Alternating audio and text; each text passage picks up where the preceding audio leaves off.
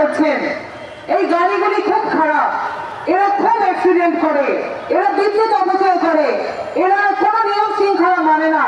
এইভাবে আমাদেরকে আমাদের এই সারা দেশে এই রিক্সা ইজিবাইকের উচ্ছেদের পক্ষে একের পর এক যুক্তি করা হতো। আমরা তখন প্রত্যেকটি অপপ্রচারের জবাব দিয়েছি।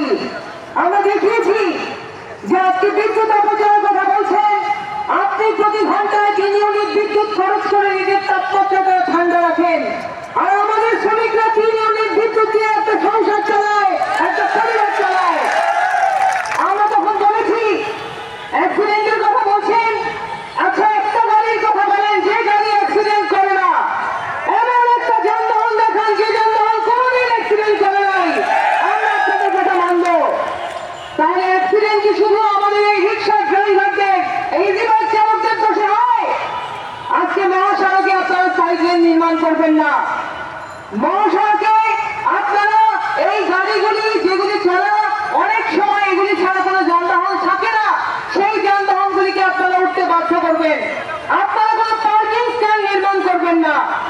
আজকে শহীদ মিনারের চারপাশে আমরা দেখছি ট্রাফিক আইন মেনে যারা লাইসেন্স দিয়েছে তারাও কিন্তু পার্কিং স্ট্যান্ড না থাকার কারণে শহীদ মিনারের গেট অবরুদ্ধ করে কিন্তু আজকে তাদের গাড়ি রাখতে হয়েছে। ফলে শুধুমাত্র অ্যাক্সিডেন্ট মানে একজন রিক্সা চালকের দোষ না। আজকে আমরা বলেছি যে একটা নীতিমালা করেন, একটা লাইসেন্স করেন, একটা রেজিস্ট্রেশনের পদ্ধতি করেন, তারপর দেখেন আমরা মানি কিনা। এই কথাটুকু শোনাতে 7 বছর সময় লেগেছে। 19 সালে এসে একটা খসড়া নীতিমালা করেছিল বিআরটিএ, সেই খসড়া চূড়ান্ত হয়েছে 3 বছর ধরে। 22 সালে সেই খসড়া জমা পড়েছে সড়ক পরিবহন সেতু মন্ত্রণালয়ে। তারপর থেকে আমরা যতবার যাই আমরা শুনতাম প্রক্রিয়াধীন আছে। আজকে আমরা জুলাই অভ্যুত্থানের মধ্য থেকে এই রিক্সা শ্রমিকদের রক্তের উপর দাঁড়িয়ে একটা সরকারকে ক্ষমতায় আসতে দেখলাম। 1500 শহীদ হয়েছে জুলাই অভ্যুত্থানে। আজকে সেই জুলাই মাসের 3 তারিখ সেই অভ্যুত্থানে 42 জন রিক্সা শ্রমিক শহীদ হয়েছে। সেই শহীদদের রক্তের উপর দাঁড়িয়ে আজকের উপদেষ্টা পরিষদ তারা দেশ পরিচালনা করছেন। একটা সেক্টর থেকে 42 জন শহীদ হওয়ার মতো ঘটনা আর কোন একক সেক্টরে হয়েছে বলে আমাদের জানা নাই।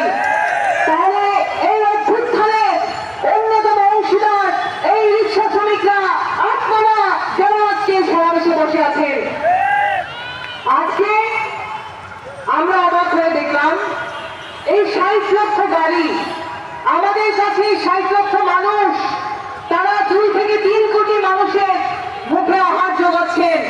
এই 60 লক্ষ গাড়ি আজকে বাংলাদেশের ইনফরমাল সেক্টরগুলির মধ্যে প্রধান সেক্টর হিসেবে অবতীর্ণ হয়েছে।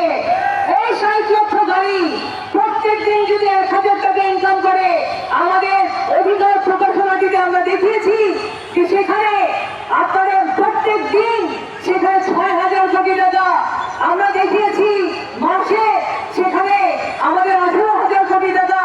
এবং আমরা প্রতিনিয়ত আমরা যখন এটা বছরে হিসাব করবো সেখানে একটা বিশাল অঙ্কের টাকা আমাদের এই জিডিপিতে, আমাদের অর্থনীতিতে এই শ্রমিকরা কিন্তু যোগান দিচ্ছেন, এই শ্রমিকরা যুক্ত করছেন। আজকে সেই জিডিপিতে যারা হাজার হাজার কোটি টাকার যোগান দিচ্ছেন সেই শ্রমিকরা, আজকে আমরা যাদেরকে এই বাংলাদেশে অন্যতম একটা দেশীয় প্রযুক্তির খাত বিকাশের সম্ভাবনার একটা দুয়ার হিসেবে দেখি, সেই 60 লক্ষ মানুষ, কিন্তু আমরা আপনাদেরকে সম্ভাবনা হিসেবে দেখি। আরেকটি ব্যবসায়ী শ্রেণী আছে, আরেকটি লুটেরা শ্রেণী আছে, তারা আপনাদেরকে সম্ভাবনা হিসেবে দেখে, কিন্তু কোন সম্ভাবনা? তারা দেখে যে 60 লক্ষ পকেট, আপনারা হচ্ছেন 60 লক্ষ পকেট, যে পকেটে চাঁদাবাজ হাত ঢুকাবে না কোনো একজন ব্যবসায়ী হাত ঢুকাবে, এইটা নিয়ে তারা সিদ্ধান্ত নিতে পারছে না। আজকে 60 লক্ষ গাড়ি, 60 লক্ষ চালকের 60 লক্ষ পকেটে চাঁদাবাজরা সারা দেশে যেখানে শ্রমিকরা অসংগঠিত তারা বিদ বাণিজ্য করার চেষ্টা করছে।